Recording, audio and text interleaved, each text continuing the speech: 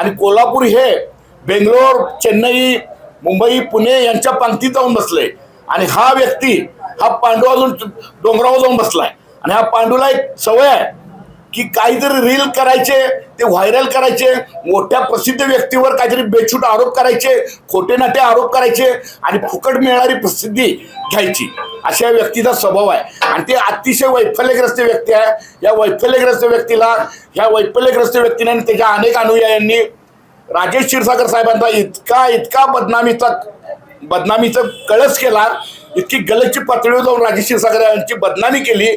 पण कोल्हापूरची सुज्ञ जनता राजेश क्षीरसागर साहेब ही व्यक्ती काय आणि रविकिरण इंगोले हा इसम काय या जनतेला चांगलं माहित आहे. कोल्हापूरच्या जनतेनं राजेश क्षीरसागर साहेबांना 30,000च्या आसपास मतांनी निवडून दिलेला आहे, हे ह्या व्यक्तीनं लक्षात घ्यावं. आणि त्याचबरोबर आज कोल्हापूर शहर आमूलाग्र गतीनं बदलत चाललंय. कोल्हापूरची जनता, कोल्हापूरच्या युवकाला रोजगाराच्या मोठ्या संधी मिळालेल्या आहेत आणि याचा त्याला पोटशूळ उठलेला आहे. आणि राजेश क्षीरसागर यांना जनतेचं जे प्रेम मिळतंय ते यांच्या पोटात दुखायला लागलेलं आहे.